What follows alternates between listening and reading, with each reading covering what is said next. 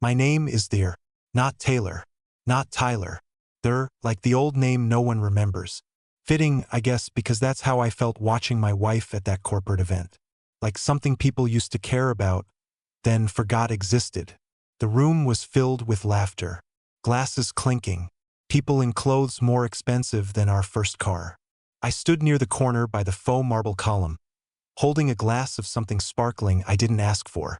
The lighting was too flattering, too perfect, like the whole night had been designed to stage her new life, and I was just the relic that accidentally showed up. Merritt, my wife, moved through the crowd like she belonged to someone else's world. And maybe she did.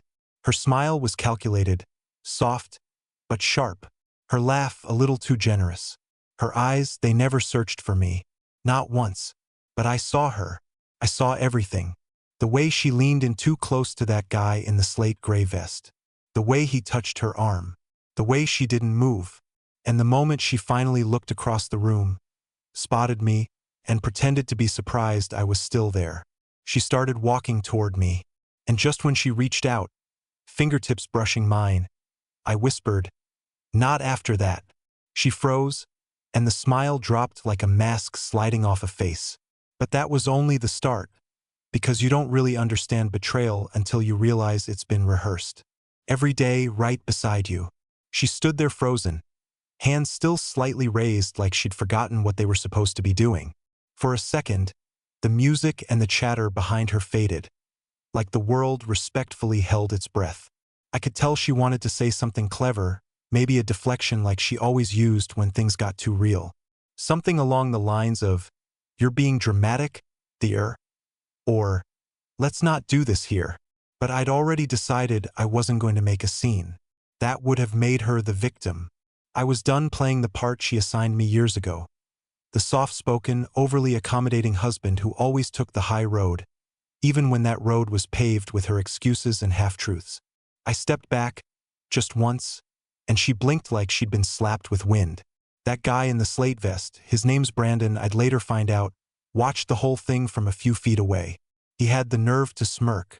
Not at me, not at her. Just smirk. As if he knew how this was going to play out before I even arrived. As if I was the only one in the room who didn't get the script. That moment, that one moment, split something in me. We left early. Correction. I left early. I didn't storm out. I didn't slam anything. I just turned around and walked out into the freezing February night without my coat. I could still hear the clinking of silverware behind the glass doors as I stood on the curb, trying to breathe without letting it shake. She didn't come after me. I waited in the car for 20 minutes before finally starting the engine. My phone stayed quiet the whole ride home. You'd think after all those years together, she'd at least send one message. "Where are you?" Or, "Can we talk?" But no, nothing. And honestly, that silence told me more than any long confession ever could. Back home, I sat in the dark kitchen for hours, trying to find a reason this hurt so much. I'd known something was off for a long time, maybe even years. The late nights, the guarded phone, the emotional distance masked as just being tired. But it's strange how your brain will build excuses just to keep your heart from catching fire. And now here I was, burned. Anyway, I walked into our bedroom around 2 a.m. The place smelled like her vanilla and expensive moisturizer but felt cold, like no one had truly lived there in months. Her heels were still on the carpet where she'd kicked them off that morning.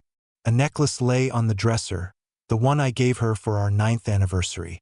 I picked it up, stared at it for a long time, and then dropped it into the drawer without a word. She came home at 3:12 a.m. I didn't get up. I didn't ask where she'd been.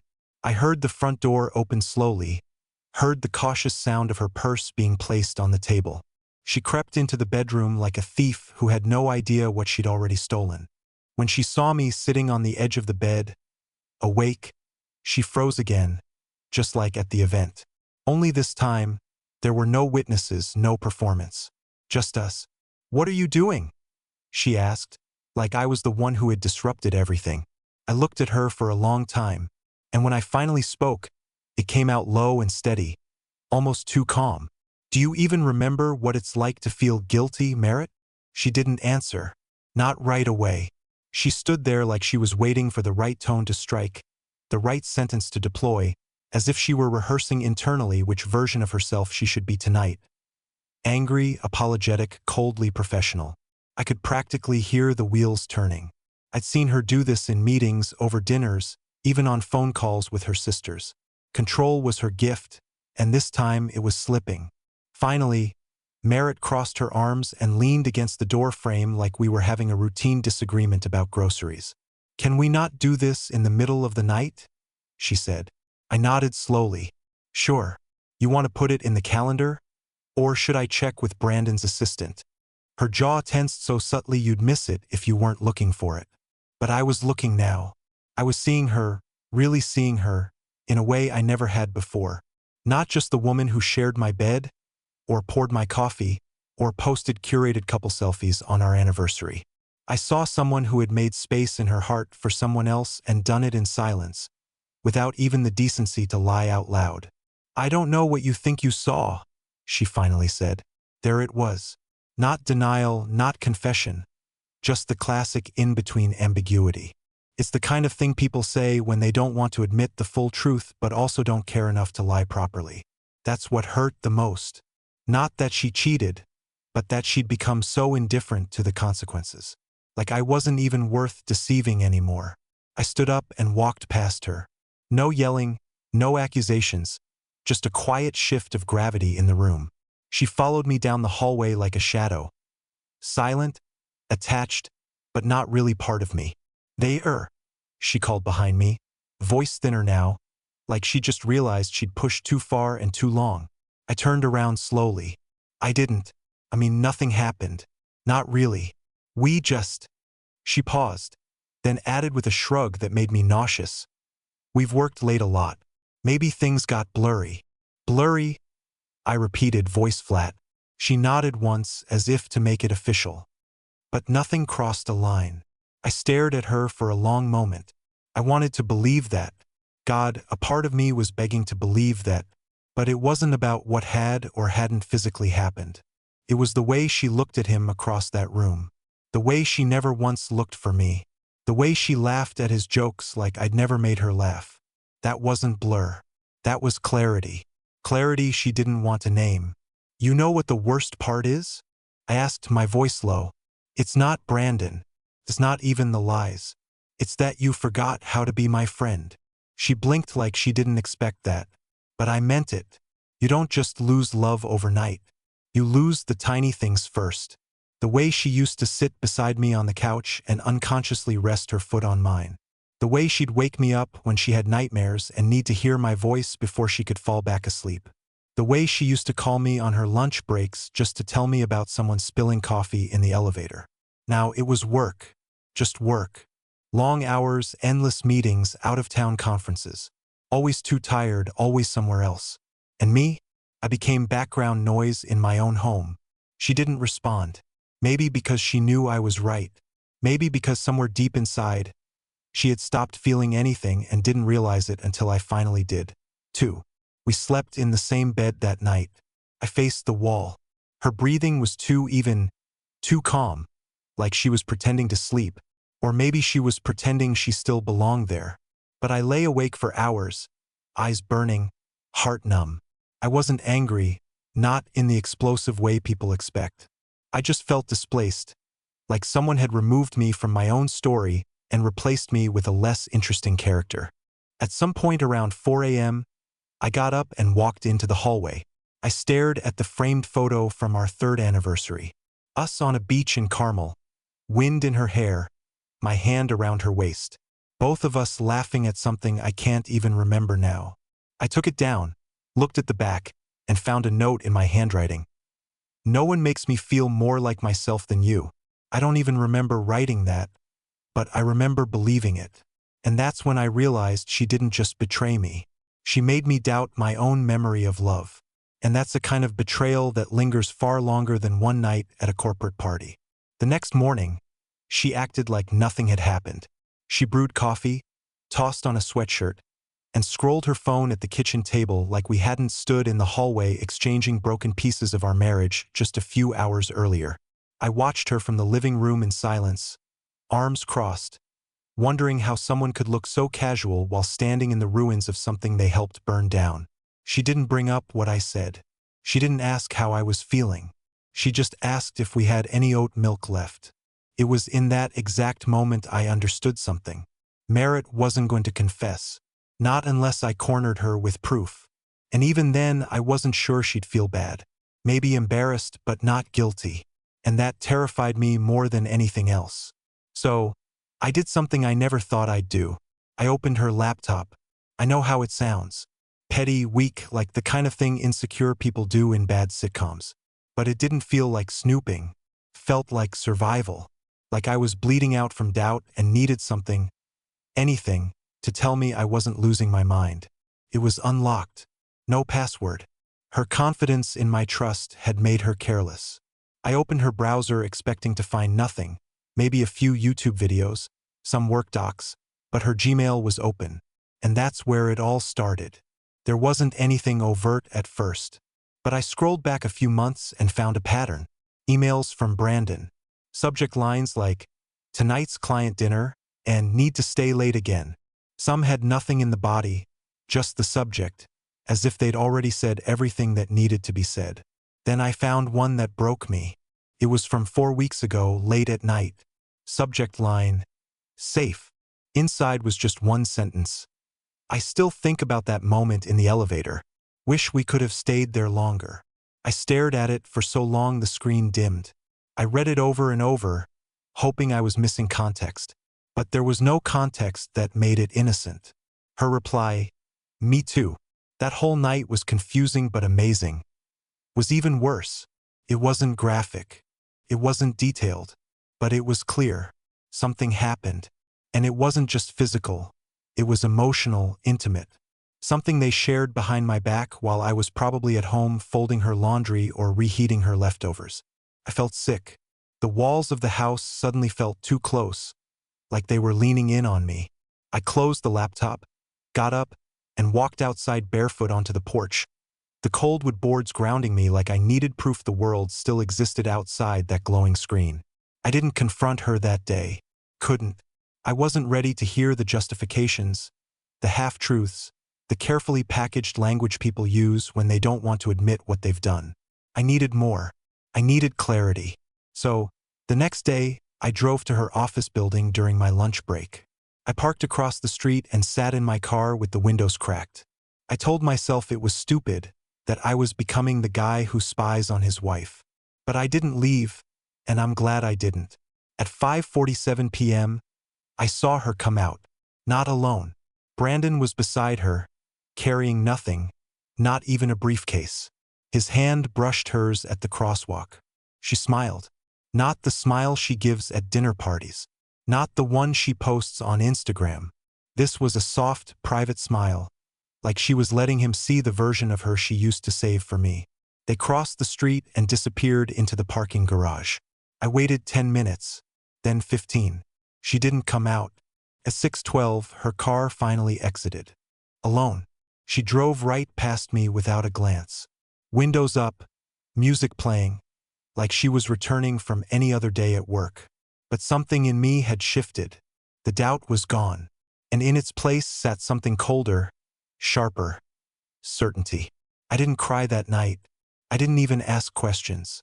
I sat in the kitchen staring at my reflection in the black screen of the microwave while she took a long shower upstairs.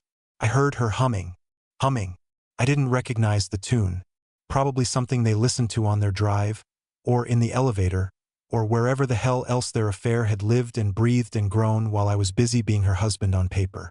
And when she came down, damp hair, pajamas, phone in hand, she looked at me and said, "You okay? You look tired." I almost laughed, but instead I said the one sentence I knew would shift everything. "I know about the elevator." She froze. For once, she had no script, and for the first time in years, I saw her afraid. Not of me, but of the truth finally catching up. "I know about the elevator." I watched the color drain from her face like someone had reached behind her eyes and pulled the brightness out by force.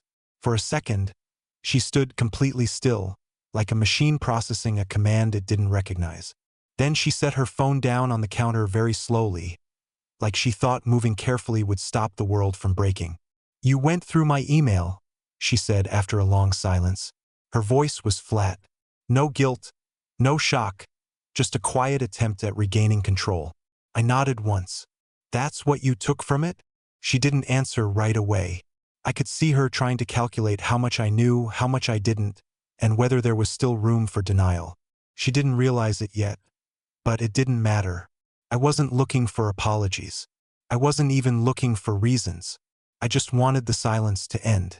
"You've been different for a long time," I said, my voice steady, too calm for the room. And I kept convincing myself it was work, stress. Maybe I wasn't trying hard enough. Maybe I was boring. Maybe you just needed space. But it wasn't that, was it? Still nothing. You gave yourself to someone else, Merritt. Not all at once, maybe, but piece by piece. You handed him the parts of you I used to love most. Her eyes welled, but I didn't trust the tears. It was too late for that. I had cried enough for both of us. She opened her mouth, then closed it, then finally said, "It wasn't like that." "Then tell me how it was." Silence. That silence hurt worse than anything else. It screamed louder than an admission, louder than a fight. Because in it, I heard what she wouldn't say. That the part of her I used to call home no longer existed. Eventually, she whispered, "I didn't mean for it to happen." I shook my head. "You don't accidentally get into elevators at 10 p.m. with someone you work with. You don't accidentally smile at him like you used to smile at me. You don't accidentally send late-night emails reminiscing about amazing nights." Her lips trembled, but she didn't fight back. Maybe because she knew.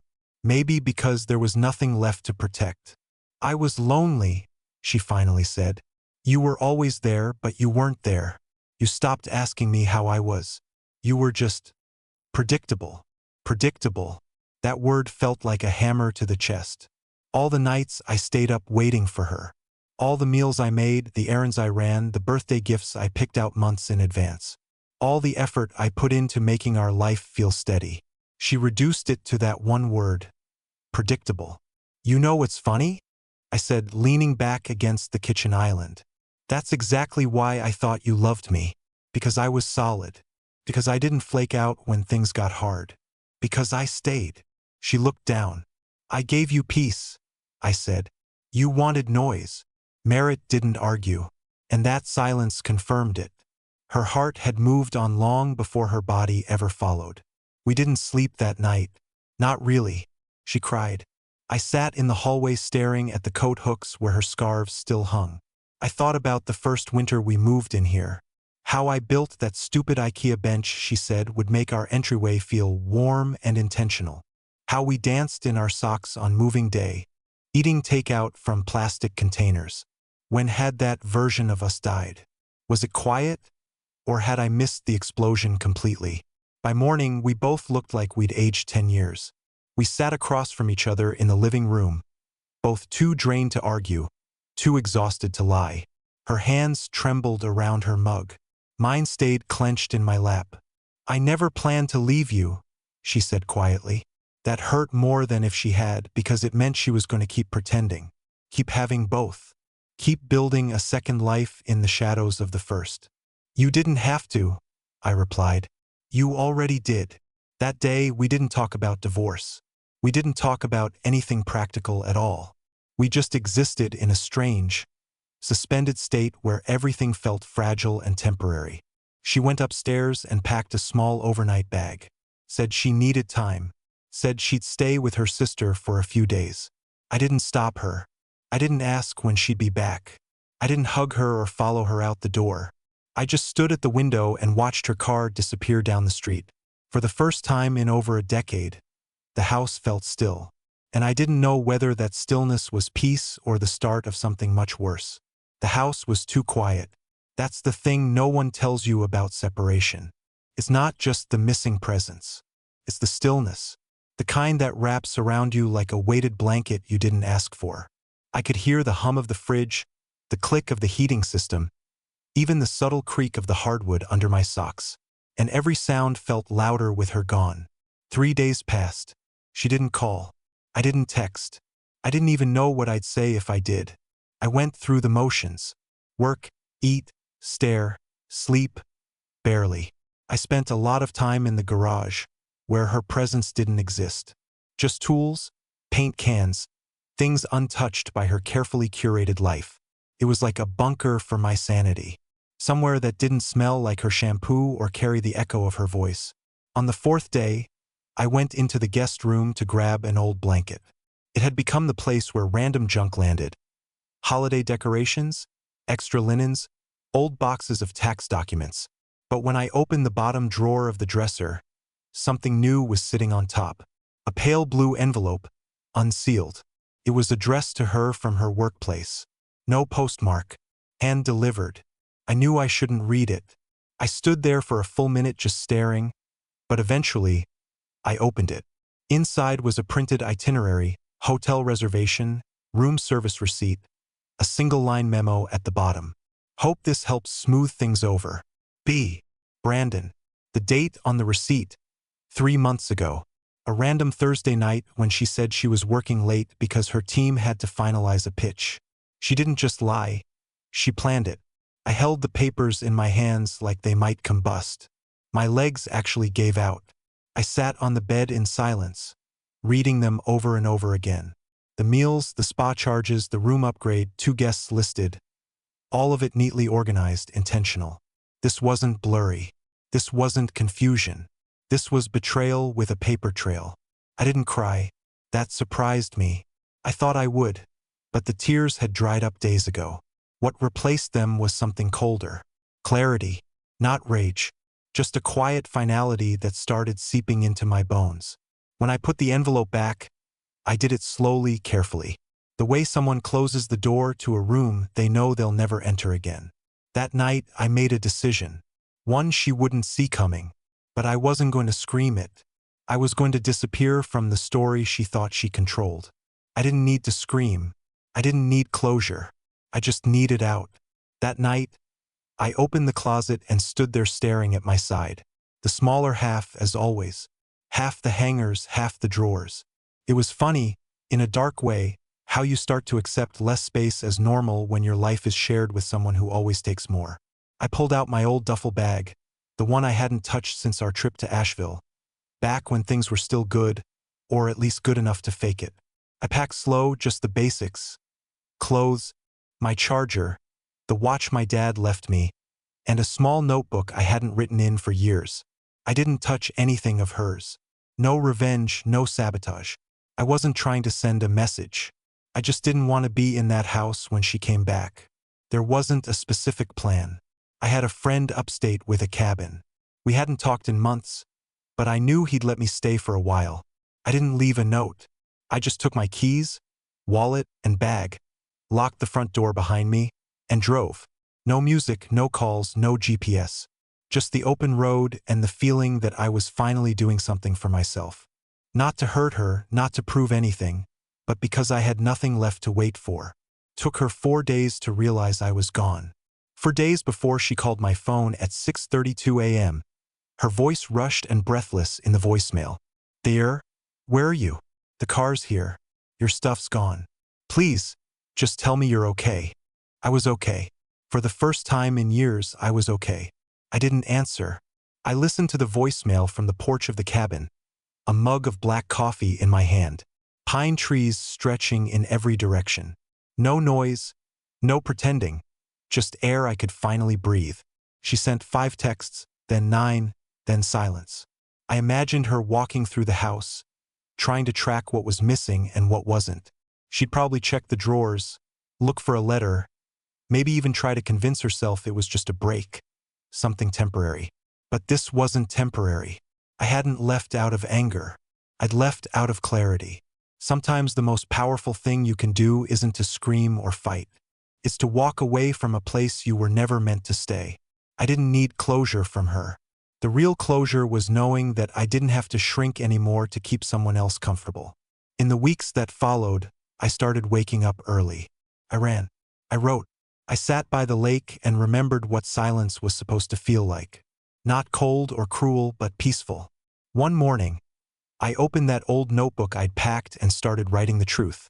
Not about her, but about me. About how easy it is to lose yourself when you're trying to keep something broken from falling apart. About how healing doesn't always start with forgiveness. It starts with leaving. Merritt did send one final message a few weeks later. Just one line. "Can we talk?" I read it twice, then deleted it. Not because I hated her, but because I finally loved myself enough to not go back. And that's the moment I knew the story was no longer about her.